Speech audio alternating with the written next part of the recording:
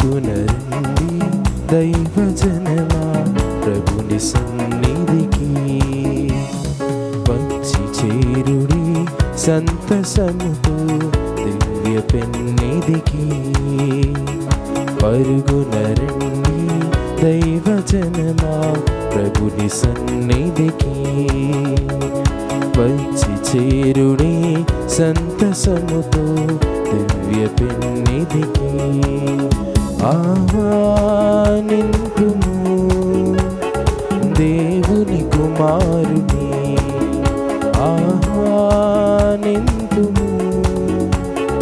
దేవుని కుమారుని. రండి రండి రండి రండి రండి రండి రండి రండి రండి రండి దేవుని సన్నిధికి, దివ్య పెన్నిధికి. ప్రభుని వాక్యం మధుర మధురం ఆలకించి ధ్యానించుదాం. జీవమిచ్చే పరమ వాక్యం మారు మనసు ప్రసాదించును. ప్రభుని వాక్యం మధుర మధురం ఆలకించి ధ్యానించుదాం. జీవమిచ్చే పరమ వాక్యం మారు మనసు ప్రసాదించును. సంపూర్ణ హృదయాలతో పాల్గొన ప్రార్థనలో, సంపూర్ణ హృదయాలతో పాల్గొన ప్రార్థనలో, సంపూర్ణ హృదయాలతో పాల్గొన ప్రార్థనలో. పరుగున రండి దైవజనమా ప్రభుని సన్నిధికి, వచ్చి చేరుడి సంతసముతో దివ్య పెన్నిధికి. క్రీస్తునాథుని యందు ప్రియ సహోదరి సహోదరులారా, ఈనాడు ఈ దివ్య బలి పూజలో ప్రత్యేకంగా ఈ ఉద్దేశాల కోసం ప్రార్థిద్దాం. కమ్మగూడెం నాండ్రికల్ విచారణ, దివ్యవాణి టీవీ, దివ్య బలి పూజ స్థిరనిధి దాతలు మాదాను ఇన్నయ్యకు దేవుని దీవెనలు, ఆయుర ఆరోగ్యములు, శాంతి సమాధానాలు. Jayasheela, Mary, Rosalina, Francis Joseph, Angelina కుటుంబాలలో ఆయుర ఆరోగ్యములు, శాంతి సమాధానాలు. Madanu Chinnaiah, Arogyamma, Madanu Mary Margaret, B Ratnamma, B Joseph, Paul, Mariyaraju ఆత్మలకు నిత్య విశ్రాంతి చేకూరాలని మాదాను ఇన్నయ్య మరియు కుటుంబ సభ్యులు సమర్పిస్తున్నారు. ఈనాటి దివ్యబలి పూజతో పాటు జపమాల, కరుణ జపమాల, దివ్య సప్రసాద ఆరాధన, క్రీస్తు సందేశం కార్యక్రమాలు ప్రత్యేకంగా వీరి ఉద్దేశాల కోసం సమర్పించబడుతున్నాయి. వీరి కొరకు ప్రత్యేకంగా ప్రార్థిద్దాం. విశాఖపట్నం అగ్రపీఠం గాజువాక విచారణ, శ్రీ అన్నపురెడ్డి రవికుమార్ రెడ్డి, శ్రీమతి సునీత దంపతుల వివాహ వార్షికోత్సవం సందర్భంగా దేవుని దీవెనలు, ఆయురారోగ్యములు, తలంపులు నెరవేరాలని కృతజ్ఞతా బలి కుటుంబ సభ్యులు సమర్పిస్తున్నారు. ముంబై మేత్రాసనం, ప్రజక్తను దేవుడు దీవించి దేవుని చిత్తంలో వివాహం జరగాలని కోరుతూ దేవుడు ఇప్పటి వరకు చేసిన మేలులకు కుటుంబ సభ్యులు కృతజ్ఞతా బలిపూజ సమర్పిస్తున్నారు. హైదరాబాద్ అగ్రపీఠం రామచంద్రపురం విచారణ, క్రిషాంక్, అపూర్వ, అక్షర, కనిష్క్లకు దేవుని దీవెనలు, ఆయురారోగ్యములు, మంచి భవిష్యత్ దయచేయమని కోరుతూ కృతజ్ఞతా బలిపూజ సమర్పిస్తున్నారు. వివాహ వార్షికోత్సవం జరుపుకుంటున్న కోట మోసెస్, కోట జ్యోతి దంపతులకు దేవుని దీవెనలు, ఆయురారోగ్యములు, పిల్లలకు మంచి భవిష్యత్, తలంపులు నెరవేరాలని కృతజ్ఞతా బలిపూజ కుటుంబ సభ్యులు సమర్పిస్తున్నారు. కోపెల్లె రాజా, మరియమ్మలకు ఆయురారోగ్యములు, రాజాకు మంచి భవిష్యత్ దయచేయమని కోరుతూ తలంపులు నెరవేరాలని దేవుడు చేసిన మేలులకు కృతజ్ఞతా బలిపూజ కుటుంబ సభ్యులు సమర్పిస్తున్నారు. హైదరాబాద్ అగ్రపీఠం ఆర్సీపురం విచారణ, Joseph Alexander Peter, Elizabeth, Joseph Xavier Peter, Antony Peter, Sadhana Peter, Samba Angelina, Samba Shiva, Samba Arush, Samba Arnav, Allen Peter, Aadyan పీటర్లకు దేవుని దీవెనలు, ఆయుర ఆరోగ్యములు మరియు కుటుంబంలో మరణించిన ఆత్మలకు నిత్య విశ్రాంతి చేకూరాలని జేసు తిరుహృదయం పేరిట కృతజ్ఞత బలిపూజ సమర్పిస్తున్నారు. ఈ ఉద్దేశాలతో పాటు మనందరి ఉద్దేశాలు జోడించి ఈ దివ్య బలి పూజలో పాల్గొందాం. పితా పుత్ర పవిత్రాత్మ నామమునా ఆమేన్. మన ప్రభువైన యేసుక్రీస్తు కృప, సర్వేశ్వరుని ప్రేమ, పవిత్రాత్మ సహవాసము మీ అందరితో ఉండునుగాక. మీ ఆత్మతోనూ ఉందురుగాక.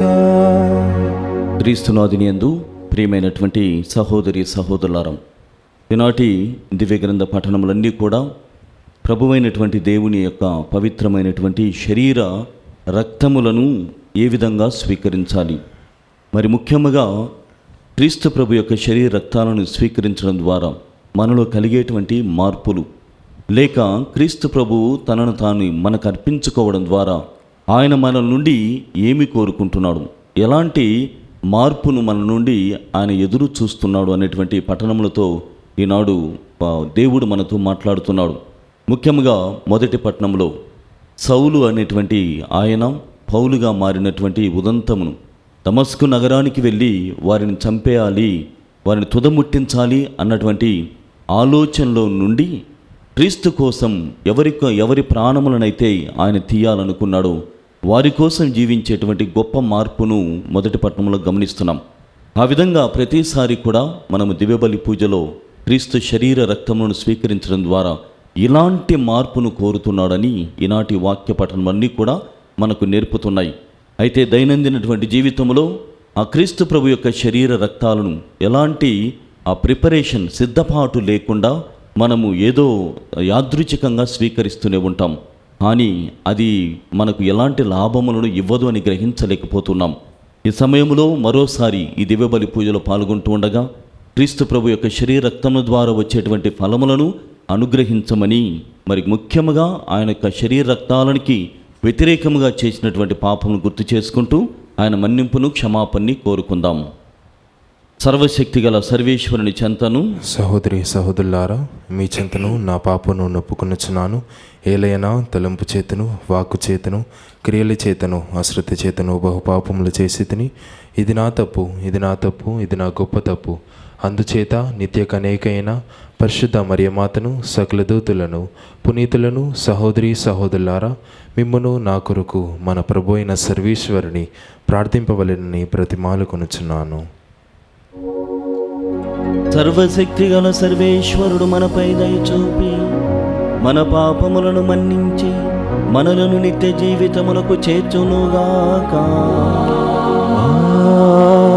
ఆమేన్. ప్రభువా దయ చూపుము, ప్రభువా దయ చూపుము. క్రీస్తువా దయ చూపుము, క్రీస్తువా దయ చూపుము. ప్రభువా దయ చూపుము, ప్రభువా దయ చూపుము. ప్రార్థించుదము. సర్వశక్తిగలవో సర్వేశ్వర, మా రక్షకుడైన యేసుక్రీస్తు మా కొరకు మరణించి మరలా లేచిననియు, అతనితో మరణించి ఉత్థానమైన వారు నిత్య జీవమును పొందగలరనియు మేము విశ్వసించుచూ ఉన్నాము. పవిత్రాత్మ సహాయమున మేము ప్రేమతో నింపబడి జీవింతుముగాక. తద్వారా జీవితపు నూతనత్వమును ప్రదర్శింపగలుగుదుముగాక. మీతోనూ పవిత్రాత్మతోనూ కలిసి యుగ యుగములు జీవించుచూ పాలించు మా ప్రభువును మీ కుమారుడైన యేసుక్రీస్తు ద్వారా ఈ మనవి చేయుచున్నాము.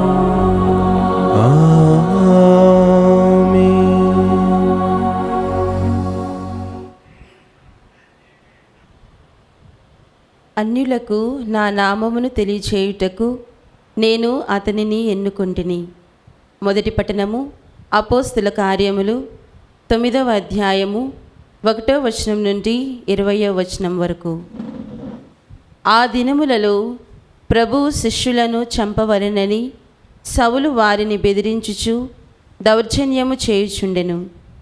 అతడు ప్రధానార్చకుని యొద్దకు వెళ్ళి, ఇంకను ప్రభు మార్గమును అవలంబించుచున్న పురుషులు స్త్రీలు ఎవరు దొరికినను వారిని పట్టుకొని యెరూషలేమునకు చేర్చుటకై దమస్కులోని యూదుల ప్రార్థనా మందిరములకు పరిచయ పత్రములను ఇమ్మని అతనిని అర్థించెను. అతడు బయలుదేరి దమస్కు నగరమును సమీపించినప్పుడు ఆకాశం నుండి ఒక వెలుగు అకస్మాత్తుగా అతని చుట్టూను ప్రకాశించెను. అప్పుడు అతడు నేల మీద పడిపోగా, సౌలు సౌలు, నీవేళ నన్ను హింసించుచున్నావు అను స్వరము అతనికి వినబడెను. ప్రభు, నీవెవరు అని అతడు ప్రశ్నించెను.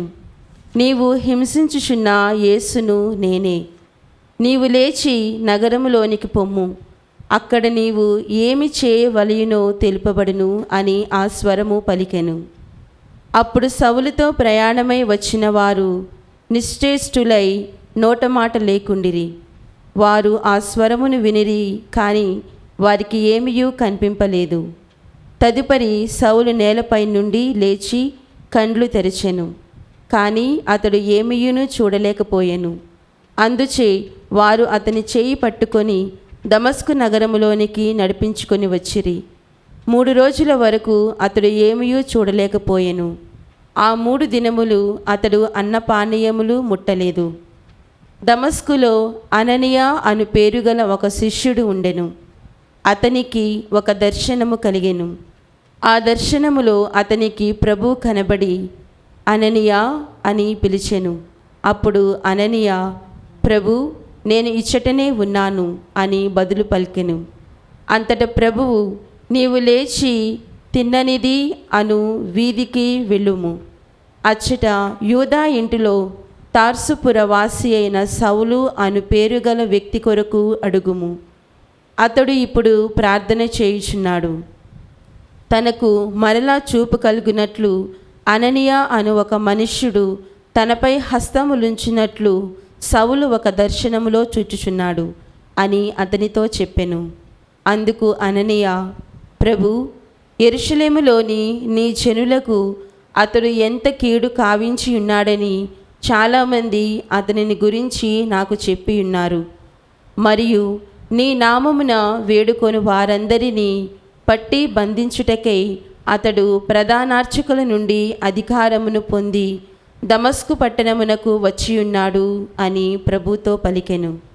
ప్రభు మరలా అతనితో, నీవు వెళ్ళుము, ఏలైనా అన్యులకు, రాజులకు, ఇశ్రాయేలు ప్రజలకు నా నామమును తెలియచేయుటకు నేను అతనిని సాధనముగా ఎన్నుకొంటిని. మరియు అతడు నా నామము నిమిత్తము ఎన్ని బాధలు పడవలయునో నేను అతనికి చూపించెదను అని చెప్పెను. అననీయ వెళ్ళి సౌలు ఉన్న ఇంటిలో ప్రవేశించి అతనిపై చేతులుంచి, సౌలు సోదరా, నీవు ఇక్కడకు వచ్చినప్పుడు దారిలో నీవు చూచిన ప్రభువైన యేసే నన్ను పంపెను. నీవు మరలా చూపును పొంది పవిత్రాత్మతో నింపబడుటకు గాను నన్ను ఆయన పంపియున్నాడు అని పలికెను. అప్పుడు ఒక్కసారిగా సౌలు కన్నుల నుండి పొరల వంటివి రాలి క్రింద పడగా అతనికి మరలా చూపు వచ్చెను. వెంటనే అతడు లేచి నిలువబడి జ్ఞానస్నానమును పొందెను. తరువాత ఆహారమును పుచ్చుకొని బలము పొందెను. సౌలు దమస్కులో కొన్ని రోజులు శిష్యులతో ఉండెను. అతడు సరాసరి ప్రార్థనా మందిరములోనికి వెళ్ళి యేసు దేవుని కుమారుడు అని బోధింప మొదలుపెట్టెను. ప్రభు వాక్కు. సర్వేశ్వరునికి వందనములు. ప్రత్యుత్తర గీతం. అందరూ మీరు ప్రపంచమందంతటా తిరిగి సకల జాతి జనులకు సువార్తను బోధింపుడు. ఎల్ల జాతులారా ప్రభువును స్తుతింపుడు, ఎల్ల ప్రజలారా అతనిని కీర్తింపుడు. అందరూ మీరు ప్రపంచమందంతటా తిరిగి సకల జాతి జనులకు సువార్తను బోధింపుడు. మన పట్ల ఆయనకు మిక్కుటమైన ప్రేమ కలదు. ఆయన విశ్వసనీయత ఎల్లకాలమును ఉండును. మీరు ప్రభువును స్తుతింపుడు. అందరూ మీరు ప్రపంచమందంతటా తిరిగి సకల జాతి జనులకు సువార్తను బోధింపుడు.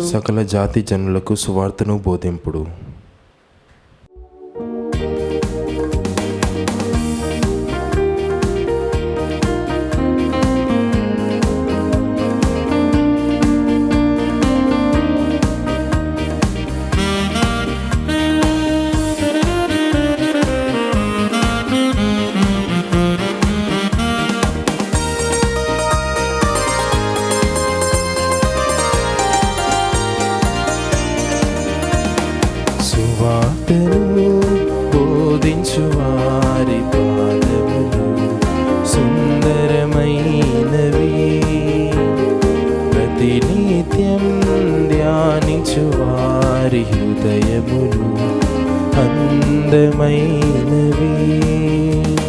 సువార్తను బోధించు వారి పాదములు సుందరమైనవి, ప్రతినిత్యం ధ్యానించు వారి హృదయము అందమైనవి. జీవితాంతం యేసు బాటలో నడుచుటే పుణ్యం, ప్రభుని కోసం సాక్ష్యమిచ్చే బ్రతుకులే ధన్యం. జీవితాంతం యేసు బాటలో నడుచుటే పుణ్యం, ప్రభుని కోసం సాక్ష్యమిచ్చే బ్రతుకులే ధన్యం. హల్లెలూయా హల్లెలూయా హల్లెలూయా, హల్లెలూయా హల్లెలూయా, హల్లెలూయా హల్లెలూయా హల్లెలూయా, హల్లెలూయా హల్లెలూయా, హల్లెలూయా హల్లెలూయా.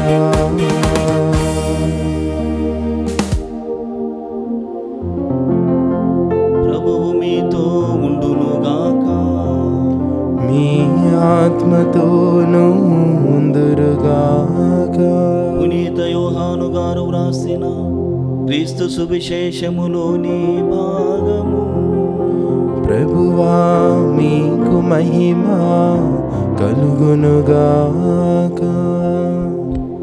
యోహాను శుభవార్త 6వ అధ్యాయము 52 నుండి 59 వచనములు. యూదులు ఒకరితో ఒకరు, మనము భుజించుటకు ఈయన తన శరీరమును ఎట్లు ఇయ్యగలడు అని వాదించుకొనసాగిరి. యేసు వారికి, మీరు మనుష్య కుమారుని శరీరమును భుజించి ఆయన రక్తమును త్రాగిననే తప్ప మీలో జీవము ఉండదని మీతో నిశ్చయముగా చెప్పుచూ ఉన్నాను.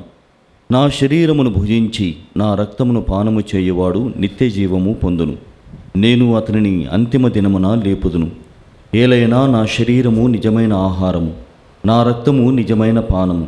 నా శరీరమును భుజించి నా రక్తమును పానము చేయువాడు నా యందును, నేను వాని యందును ఉందును. జీవము గల తండ్రి నన్ను పంపెను, నేను తండ్రి మూలమున జీవించుతున్నాను. అట్లే నన్ను భుజించువాడు నా మూలమున జీవించును. ఇదే పరలోకము నుండి దిగివచ్చిన ఆహారం. మీ పితరులు మన్నాను భుజించి మరణించిరి, అట్లు కాక ఈ ఆహారమును భుజించువాడు ఎల్లప్పుడూ జీవించును అని సమాధానము ఇచ్చెను. ఆయన కఫర్నాము ప్రార్థనా మందిరమును బోధించుచు ఈ విషయములను చెప్పెను.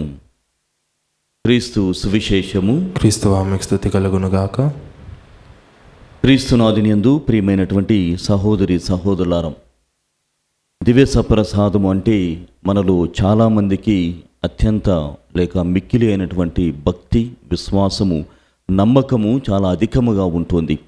అందులోకే ప్రతిసారి ఎక్కడ దివ్య బలి పూజలు జరిగినా, వీలైతే 1-2 దివ్య బలి పూజలైనా కానీ మనము ఖాళీగా ఉన్నట్లయితే ప్రతి దివ్య బలి పూజలో కూడా పాల్గొని వాక్యమును విని తర్వాత మన జీవితంలో మార్పులను చోటు చేసుకోవడానికి అవకాశాలను మన జీవితానికి కల్పిస్తూ ఉంటాం. అయితే మరికొందరి జీవితాలలో ఈ దివ్య సప్రసాదమును స్వీకరించడం, దివ్య సప్రసాద స్వీకరణ అన్నటువంటిది యాదృచ్ఛికంగా జరిగిపోతుంది.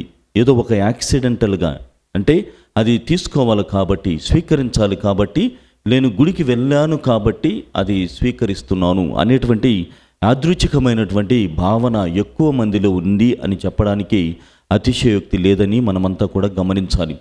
క్రీస్తు ప్రభు యొక్క శరీర రక్తములు ఏమిటి, దివ్యసప్రసాదము అనగా ఏమిటి అని మనం ఆలోచన చేసినప్పుడు మన ఆత్మలకు దివ్య భోజ్యమై ఉన్నది.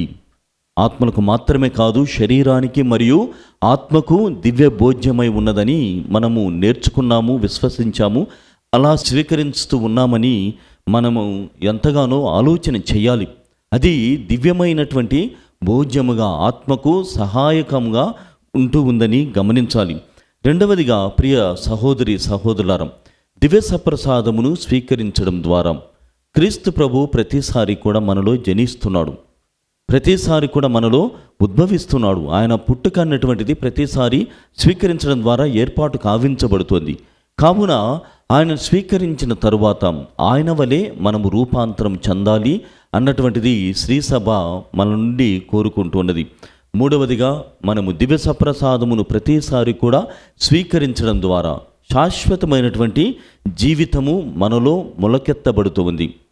శాశ్వతమైనటువంటి జీవితము మనలో మొలకెత్తబడుతుంది. అంటే ప్రతిసారి ఆయన శరీరమును, ఆయన రక్తమును మనం స్వీకరించడం ద్వారా మనలో ఈ శాశ్వతమైనటువంటి భావనలు లేకుంటే శాశ్వతమైనటువంటి బీజములు అన్నటువంటివి మొలకెత్తుతూ ఉన్నవి అని మనం గమనించాలి. అంటే మనము ఈ లోక వాసులము కాదు, పరలోక వాసులము. అక్కడ మనము శాశ్వతముగా జీవించబోతున్నాము. అక్కడ శాశ్వతముగా జీవించాలంటే ఇక్కడ మనము క్రీస్తు ప్రభు యొక్క శరీర రక్తములను స్వీయముగా స్వీకరించాలి.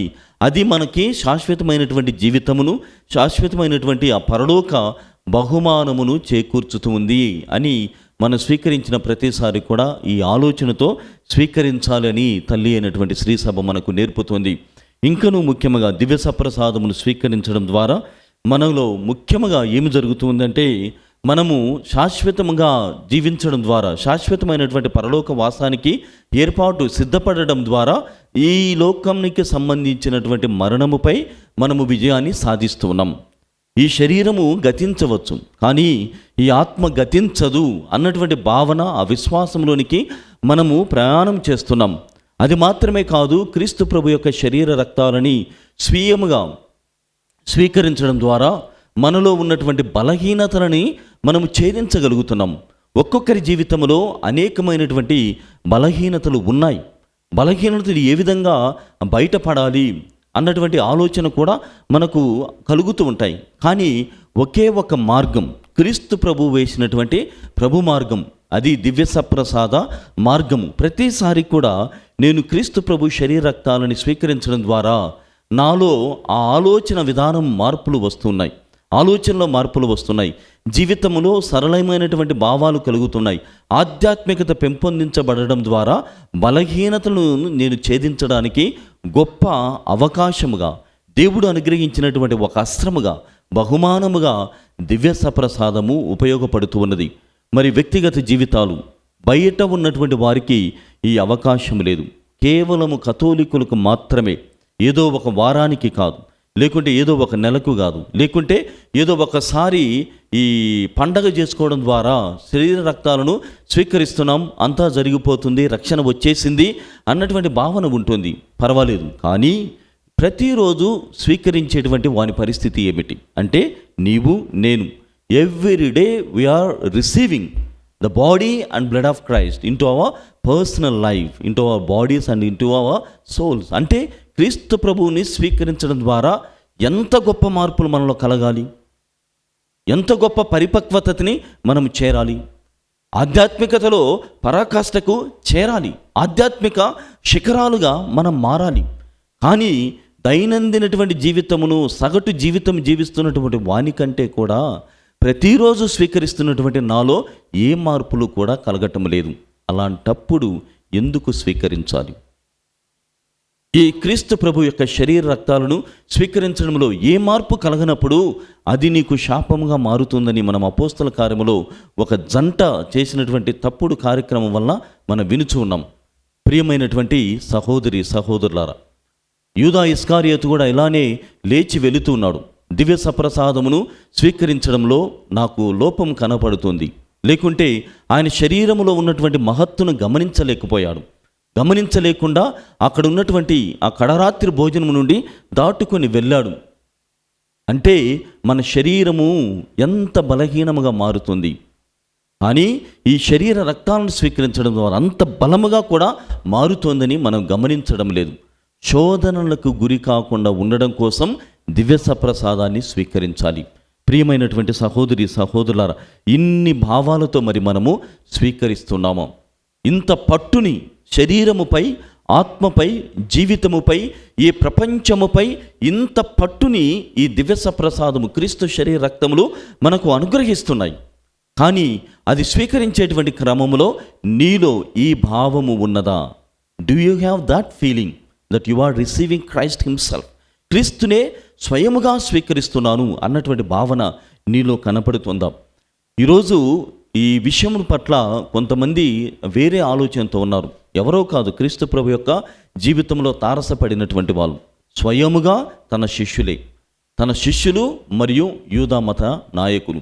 వారు అంటున్నారు, నా శరీరమును భుజించువాడు, నా రక్తమును పానము చేయువాడు ఎప్పటికీ మరణించడు, పరలోక బహుమానములను పొందుతాడు, పరలోక శిరులను ఆయన చవిచూస్తాడు, దర్శన భాగ్యమును పొందుతాడు అని క్రీస్తు ప్రభు అన్నప్పుడు మేము ఏ విధంగా ఒక శరీరాన్ని స్వీకరిస్తాం? ఒక మాంసమును, అంటే మనిషి యొక్క మాంసమును ఎలా స్వీకరిస్తాం? We are not క్యానిబలియన్స్. అంటే మేము మనిషి శరీరాన్ని తినేటువంటి వాళ్ళము కాదు. ఈయన ఏంటి ఇలాంటి బోధన చేస్తున్నాడు అని స్వయముగా శిష్యులు మరియు యూదులు ఇద్దరికీ కూడా ఆశ్చర్యము కలిగింది. మరి నేటి సమాజంలో కూడా మనము మాంసం తినేటువంటి వాళ్ళను చూస్తే చాలా ఆశ్చర్యము కలుగుతుంది. ఎలా చంపుతారు? ఒక జంతువుని ఎలా మీరు చంపుతారు? అది కోడి కానీ లేకుంటే మేక కానీ ఇంకొకటి ఏదైనా కానీ ఎలా చంపి ఆ రక్తము చూసి ఎలా తింటారు అని శాకాహారులు ఆ మాంసాహారులను గురించి అంటారు. ప్రతిదీ కూడా ఆశ్చర్యమే. అన్నిటిని కూడా ఈ భౌతికమైనటువంటి ఈ కళ్ళ ద్వారా, ఈ దృశ్యము ద్వారా, ఈ దృష్టితో చూడడం ద్వారా ఆత్మీయమైనటువంటి విషయాలు మనకు అబ్బటం లేదు. ఇది ఏదో శాకాహారులు వచ్చి మాంసాహారులను గురించి అన్నట్లు, లేకుంటే మాంసాహారులు వచ్చి శాకాహారులను గురించి అన్నటువంటి విషయం కాదు. క్రీస్తు ప్రభువు నా శరీరమును, నా రక్తమును స్వీకరించువాడు శాశ్వత జీవితమును పొందుతాడు, ఈ లోకములో మరణించినను శాశ్వతముగా నాతో జీవిస్తాడు అని చెప్పడం ద్వారా ఒక్కొక్కరి జీవితములలో పెను మార్పులు సంభవిస్తున్నాయి. రూపాంతరము చెందుతూ ఉన్నాం. వ్యక్తిగతంగా మనం చూస్తున్నాం. మొదటి పట్టణంలో అపోస్తల కార్యములు 9వ అధ్యాయము 1 నుండి 20 వచనాలలో దమస్కు నగరానికి వెళుతున్నటువంటి సౌలు గారి జీవితం క్రీస్తు ప్రభు శరీర రక్తాలను స్వీకరించడం మాత్రమే కాదు, ఆయన దర్శన భాగ్యములో కూడా అంత మహత్తు, అంత మార్పులను మనకు అందిస్తూ ఉంది. ఆయన సౌలుగా ఉన్నటువంటి ఆయన పౌలుగా మారుతూ ఉన్నాడు. క్రీస్తు ప్రభు కోసం ఆయన తన ప్రాణార్పణం చేసేటువంటి అంత గొప్ప అయినటువంటి స్థితికి చేరాడు. ప్రియమైనటువంటి సహోదరి సహోదరులారా, ఈ సందర్భంలో 2 కాన్సెప్ట్స్ని, the concepts of the church with regard to the Eucharist, దివ్య సప్రసాదము పట్ల మనము ఏమి జరుగుతుంది అన్నటువంటి విషయాలని మీకు తెలియజేయాలనుకుంటున్నాను. కథోలిక స్త్రీ సభ ట్రాన్స్ సబ్స్టాన్సియేషన్ అన్నటువంటి నియమమును, ఆ సిద్ధాంతమును నమ్ముతూ ఉన్నది, విశ్వసిస్తుంది. ట్రాన్స్ సబ్స్టాన్సియేషన్ అంటే ఏమిటి? The substance is changed in to the body and blood of Christ. What we see అంటే మనం చూస్తున్నటువంటి, మన కళ్ళతో చూస్తున్నటువంటి ఈ ద్రాక్షారసము, ఈ అప్పము, అది ట్రాన్స్ అంటే మారటం ద్వారా క్రీస్తు ప్రభు యొక్క శరీర రక్తాలుగా మారుతూ ఉన్నాయి. అంటే అంత గొప్ప స్థితికి మారుతూ ఉన్నాము, అంత గొప్ప అయినటువంటి స్థితిలో మనం విశ్వసిస్తున్నాం. అండ్ ఆల్సో దానికి వ్యతిరేకముగా కాన్సబ్స్టాన్షియేషన్ అన్నటువంటిది కూడా ఉంది. కాన్ అంటే పక్కన ఉండటం, ట్రాన్స్ అంటే ఉన్నది మారటం.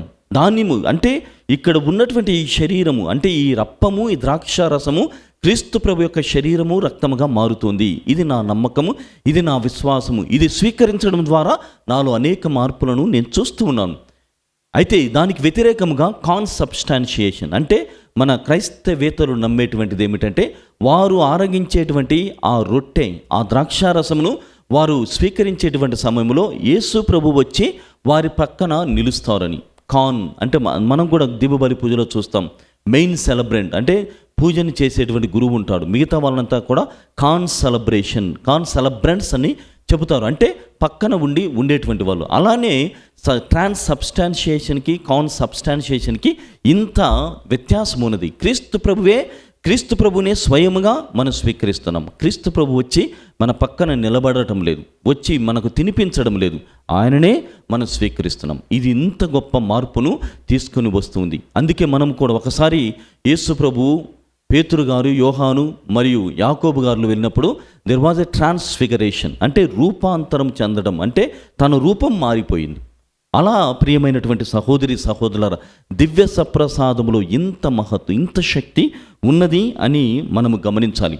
అయితే నేటి సమాజంలో సరికొత్త అయినటువంటి ఆలోచన విధానం వస్తుంది. ఏమిటంటే, నేను I believe in God, I believe in Jesus Christ but not in the church. అంటే నేను క్రీస్తు ప్రభుని నమ్ముతూ ఉన్నాను, నేను దేవుణ్ణి నమ్ముతూ ఉన్నాను, విశ్వసించుతున్నాను, కానీ శ్రీసభలో నాకు అంత నమ్మకం లేదు అన్నటువంటి ఆలోచనలో మనము గమనిస్తున్నాం.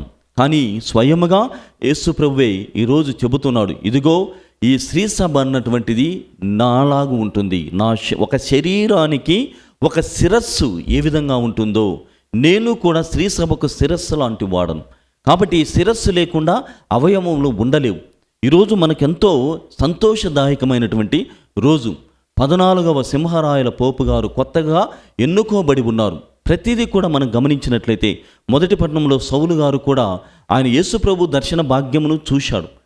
అంటే యేసుప్రభుని ఆయన భాగ్యము ద్వారా, దర్శన భాగ్యం ద్వారా చూసిన తర్వాత మార్పులు చేసుకున్నాడు. కానీ యేసుప్రభు అక్కడే ఆయనకు కళ్ళను చూసేటువంటి దృష్టి భాగ్యమును కలిగించవచ్చు కదా.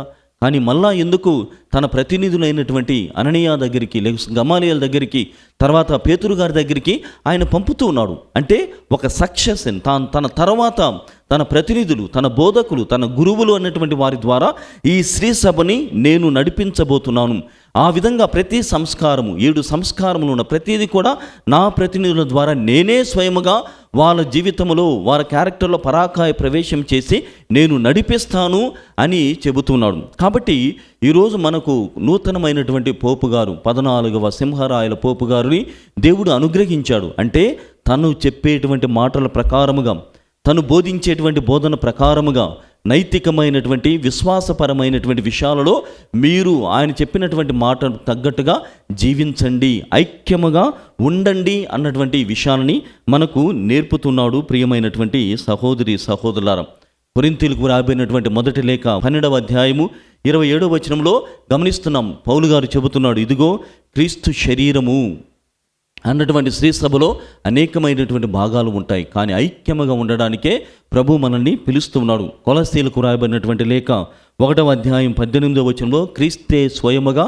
శిరస్సు, మనము ఆయనలోనటువంటి అవయవములము, అయితే అన్నింటికి మూలం శ్రీసభ అని పౌలు గారు నేర్పుతున్నారు. కావున ప్రియమైనటువంటి సహోదరి సహోదరులారా, ప్రతిసారి కూడా క్రీస్తు శరీర రక్తములను మనం స్వీకరించడం ద్వారా, ఆ దివ్యబలి పూజలో పాల్గొనడం ద్వారా ఆయననే మనము స్వీకరిస్తున్నాం. ఆయన మనలో ప్రవేశం చేస్తున్నాడు. ఎందువలన? మనము కూడా ఇతరులలో ప్రవేశం చేసి ఈ లోకమంతా కూడా ఐక్యమై ఉండేటట్లుగా చేయమని తను చేసినటువంటి చివరి ప్రార్థనలో కూడా యోహాను శుభవార్త 19వ అధ్యాయము 2 నుండి 21 వచనాల్లో తండ్రి దేవుడు నాలో ఏ విధంగా ఐక్యమై ఉన్నాడో, నాలో మమేకమై ఉన్నాడో, నేను మీలో ఏ విధంగా ఉన్నానో మీరందరూ కూడా ఐక్యమై ఉండాలి. ప్రతి దివ్యబలి పూజ కోరుకునేటువంటిది ఇదే విషయం.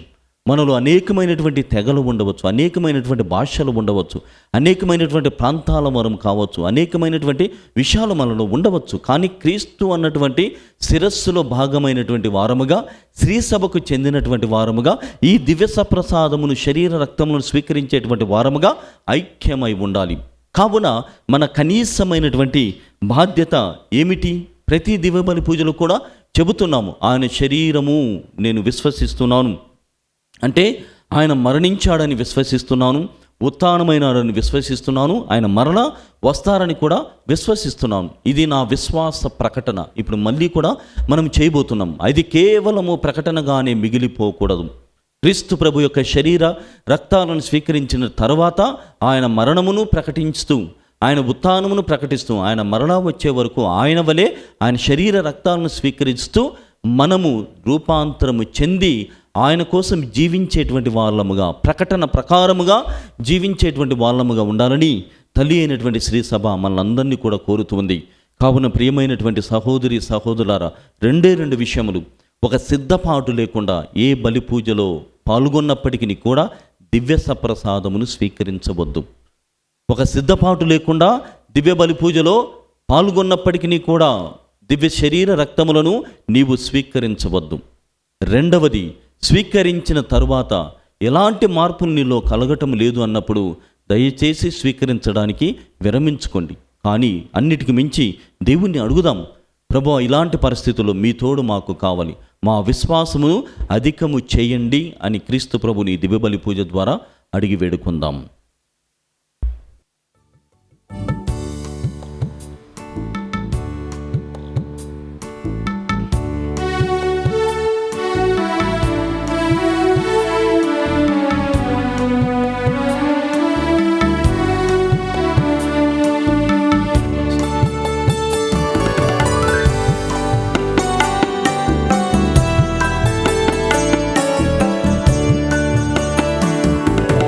మన్నించు మా స్వామి నా కోరిక, మనసారా అందుకో ఈ కానుక.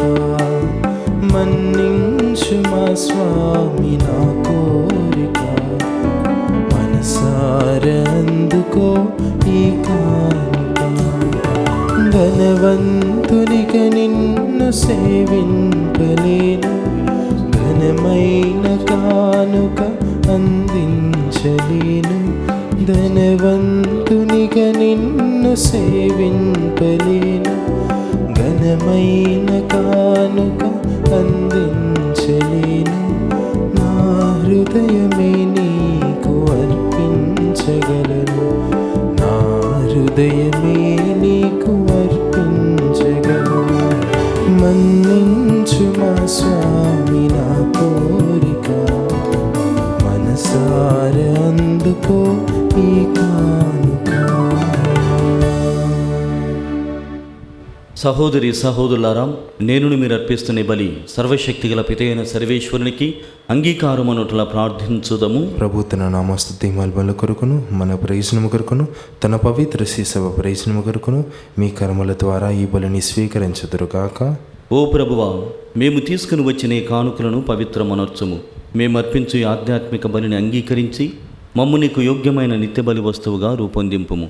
మా ప్రభువైన క్రీస్తు ద్వారా ఈ మనవి చేయుచున్నాము. ఆమేన్. ప్రభువు మీతో ఉండునుగాక, మీ ఆత్మతోనూ ఉందురుగాక. మీ మనస్సులను ఉన్నతమునకు త్రిప్పండి.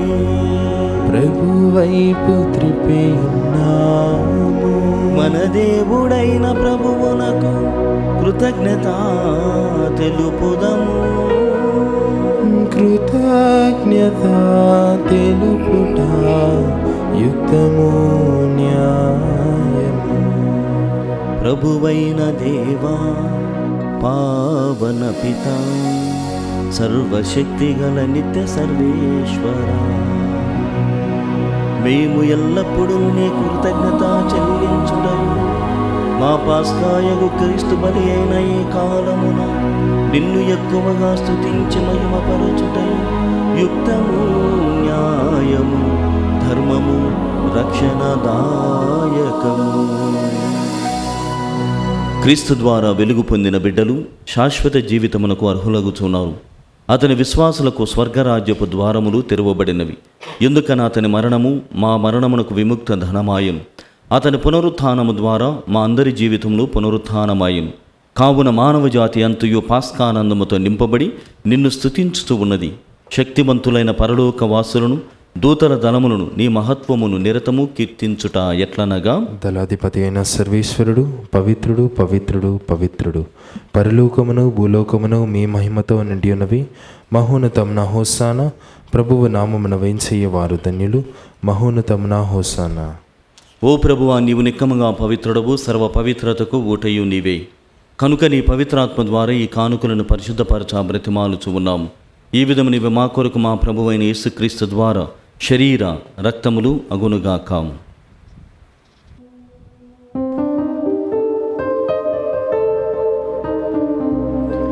అతడు శిలువ శ్రమలకు తనను తాను ఇష్టపూర్తిగా తమ్ము అప్పగించుకొనినప్పుడు అప్పమునందుకొని మీకు కృతజ్ఞతావందనములు చెప్పి త్రుంచి శిష్యులకిచ్చుచూ ఇట్ల నేను,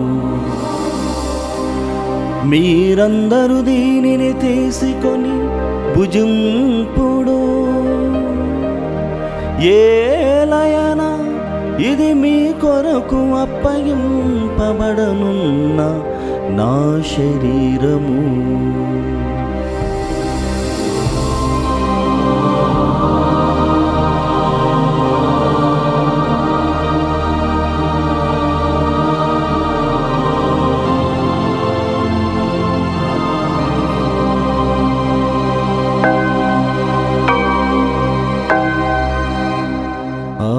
విధముగనే భోజనానంతరం పాత్రమునందుకొని మరల మీకు కృతజ్ఞతావందనములు చెప్పి శిష్యులకిచ్చుచూ ఇట్ల నేను, మీరందరూ దీనిని తీసుకొని దీని నుండి పానము చేయుడు, ఏలయనా ఇది నూతన నిత్య నిబంధన యొక్క నా రక్తపు పాత్రము, ఇది మీ కొరకును అనేకుల కొరకును పాప పరిహారమునకై ధారవోయబడును. దీనిని నా జ్ఞాపకార్థము చేయుడు.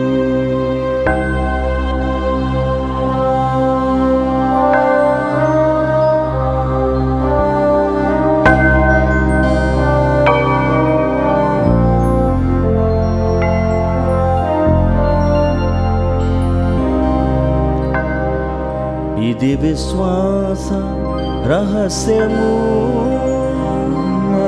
జేసువా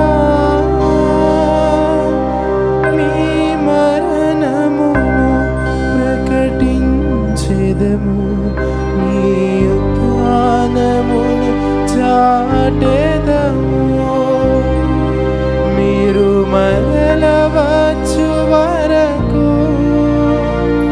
మేము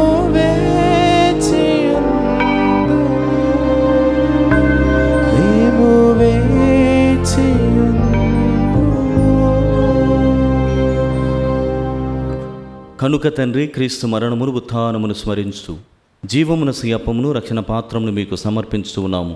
నీ సముఖమును నిలిచి నీకు పరిచర్య చేయుటకు మమ్మ పాత్రలుగా చేసినందుకు మీకు వందనమును తెలుపుచూ ఉన్నాము. క్రీస్తు శరీర రక్తములందు పాలివారు మగుమమ్ము పవిత్రాత్మ ద్వారా ఐక్యపరచమని బ్రతిమాలుచు ఉన్నాము. ఓ ప్రభువా, ప్రపంచమంతటా వ్యాపించి ఉన్న నీ శ్రీసభను జ్ఞాపకముంచుకొనుము. మా 14వ సింహరాయుల జగద్గురువులను, మా పూలాంతో అగ్రపీఠాధిపతిని, గురువులందరితో పాటు మమ్మును నీ ప్రేమయందు పరిపూర్ణులను చేయము. ఉత్థానమగు నమ్మికతో చనిపోయిన మా సహోదరి సహోదరులను, నీ కనికరమందు చనిపోయిన వారినందరిని జ్ఞాపకముంచుకొనుము. వారిని మీ దివ్య ప్రకాశములోనికి చేర్చుకొనుము. మా అందరిపై దయచూపి దేవుని కన్నతలుగు మరియమాతతోనూ, పునీత జోజప్ప గారితోనూ, పునీత అపోస్తలతోనూ, ఆది నుండి మీకు సేవ చేసిన పుణ్యాత్ములందరితోనూ మాకు నిత్య జీవితముల భాగమును దయచేయము. అప్పుడు వారితో కలిసి మేము మీ కుమారుడు యేసు క్రీస్తు ద్వారా మిమ్ము స్తుతించి మహిమపరచుదము.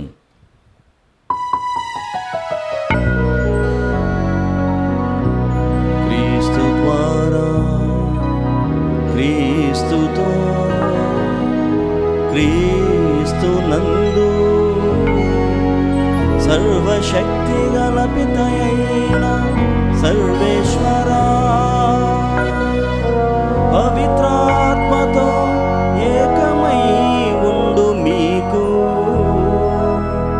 యుగ యుగములు గౌరవ మహిమలు కలుగును.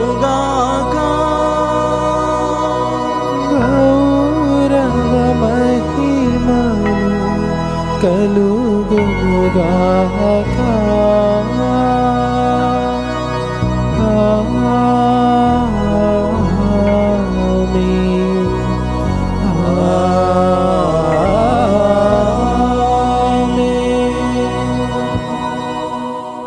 ప్రియమైనటువంటి సహోదరి సహోదరులారా, అనేకమైనటువంటి విషయాలను మనము ఈ ఉపదేశంలో విన్నాం.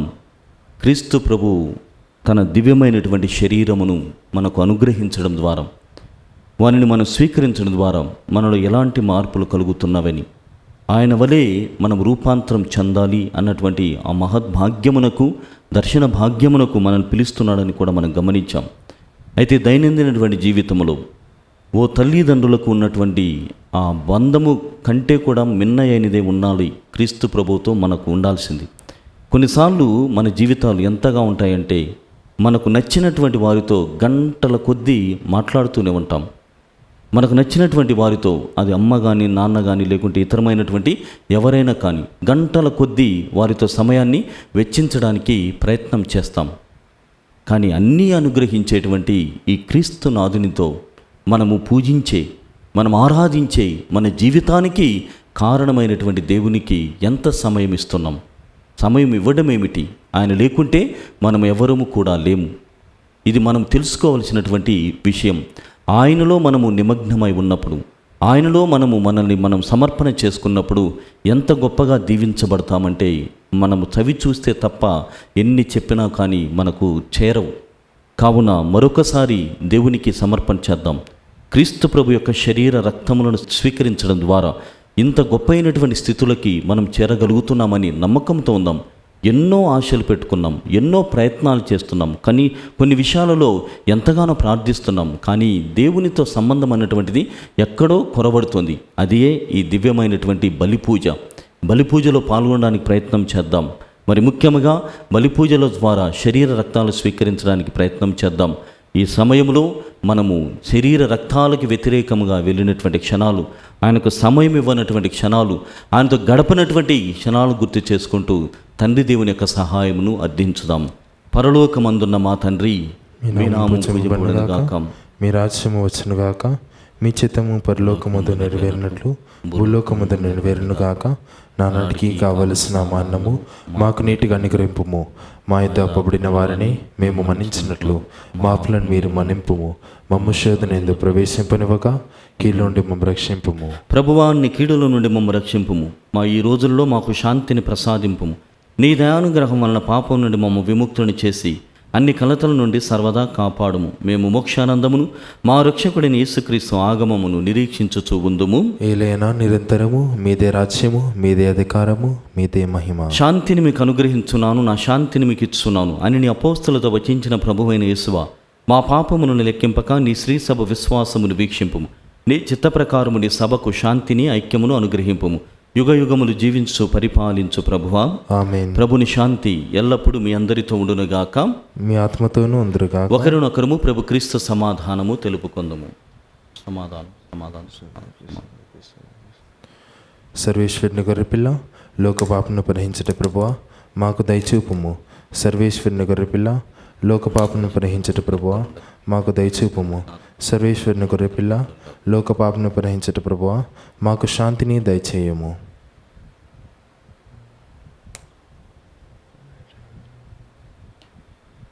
ఇదిగో సర్వేశ్వరుని గొర్రెపిల్ల, ఇదిగో లోకం యొక్క పాపలను పరిహరించేవారు, వీరి విందుకు పిలువబడిన వారు ధన్యులు. ప్రభువా, మీరు నా ఇంట ప్రవేశించుటకు నేను పాత్రుని కాను, కానీ మీరు ఒక మాట పలికిన నా ఆత్మ స్వస్థత పొందును. క్రీస్తు శరీర రక్తములు మనల్ని నిత్య జీవితములకు కాపాడునుగాక, ఆమేన్. దివ్య సప్రసాదము ఆత్మీయముగా స్వీకరించుటకు ముందు ప్రార్థన. ఓ నా యేసువా, ఈ పరమ పవిత్ర దివ్య సంస్కారమందు మీరు వాసము చేయుచున్నారని విశ్వసించుచున్నాను. అన్నిటికన్నా భిన్నగా మిమ్ము ప్రేమించుచున్నాను.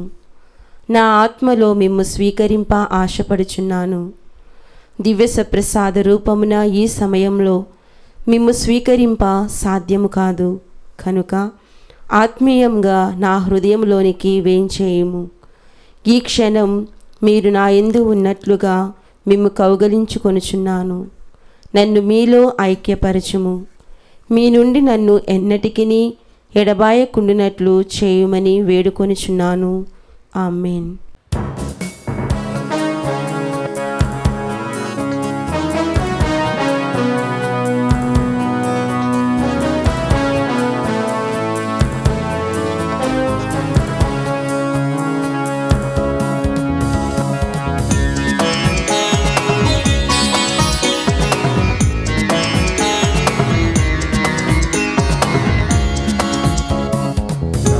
శరీరము నిజమైన ఆహారము, నా రక్తము నిజమైన పానము. నా శరీరము నిజమైన ఆహారము, నా రుధిరము నిజమైన పానము. కలకాదులే నిజమేనులే, కలకాదులే నిజమేనులే, విశ్వసించిలో కొనుమా, విశ్వసించిలో కొనుమా. నా శరీరము నిజమైన ఆహారము, నా రుధిరము నిజమైన పానము. జీవాహారము నీవే, మధురాహారము నీవే, జీవాహారము నీవే, మధురాహారము నీవే. మన్నా భోజము నేనే, మహిమ తేజము నేనే. మన్నా భోజము నేనే, మహిమ తేజము నేనే.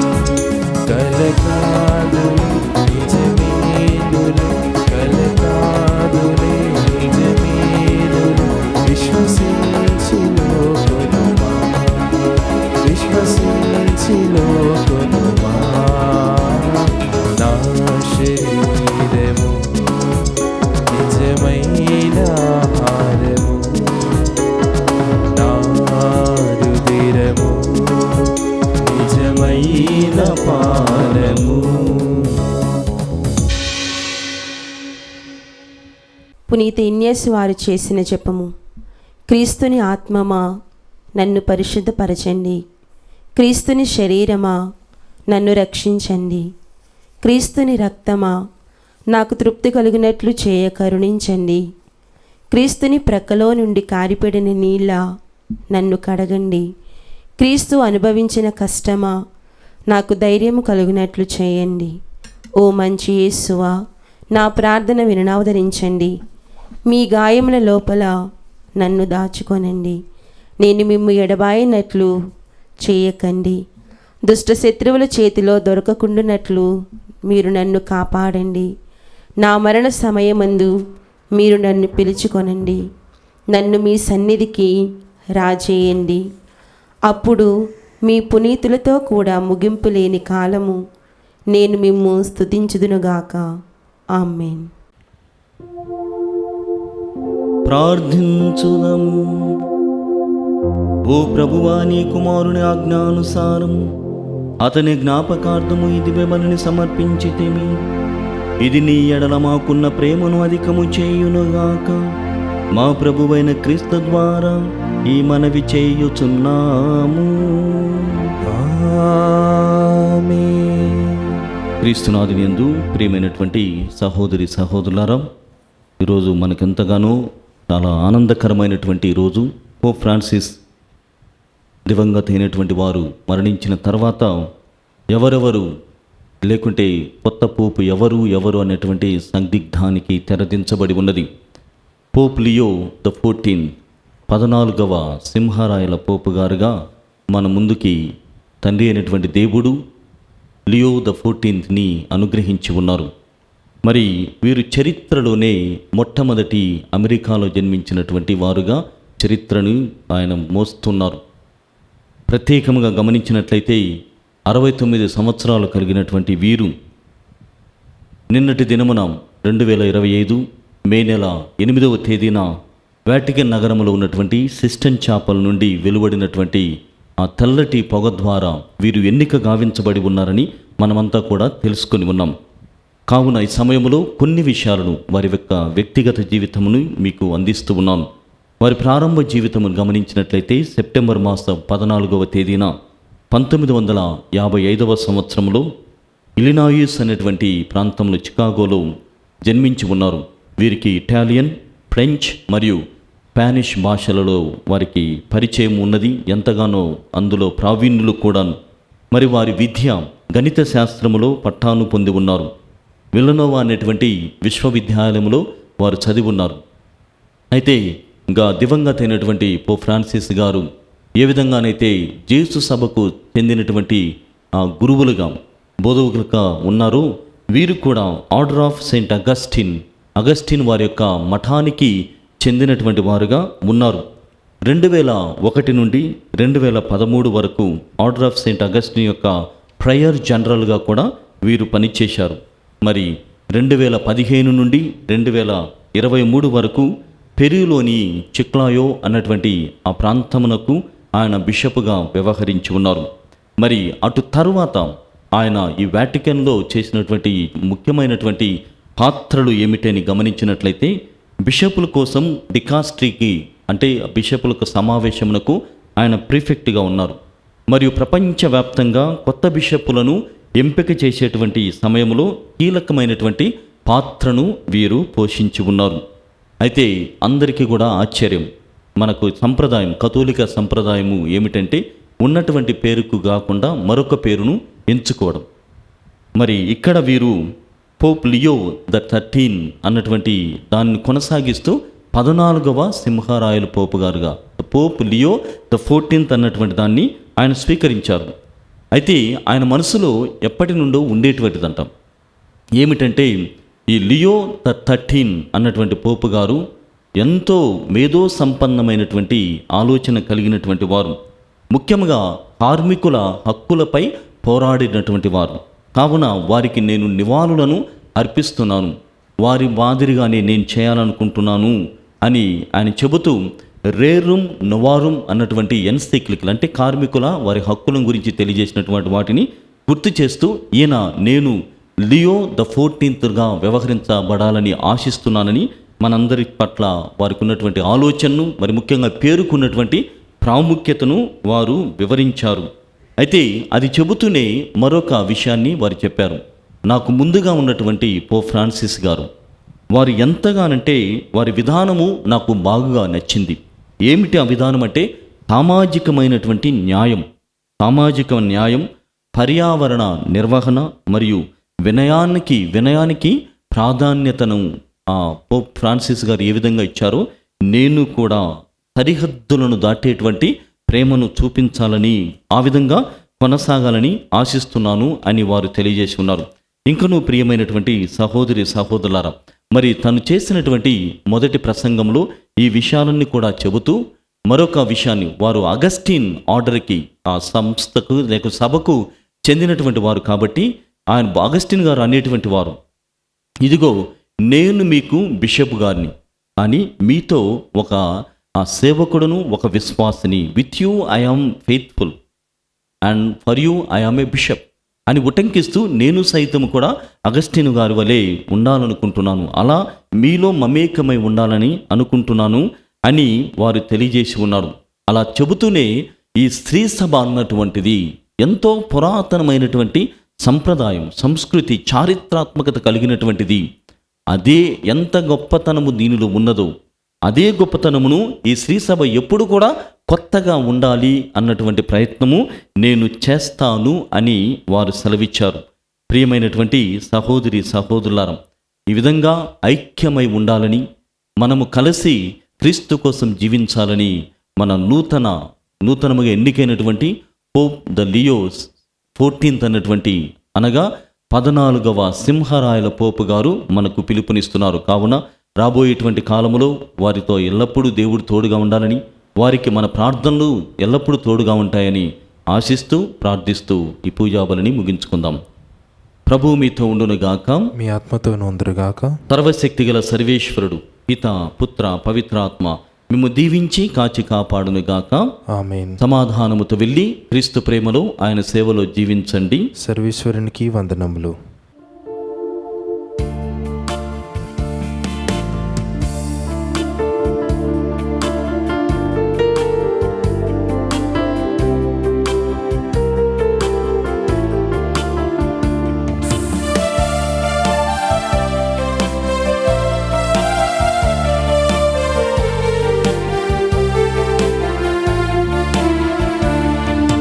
నా హృదయము నిన్నే స్తుతించుచున్నది, చేసినావు నీవు గొప్ప కార్యము.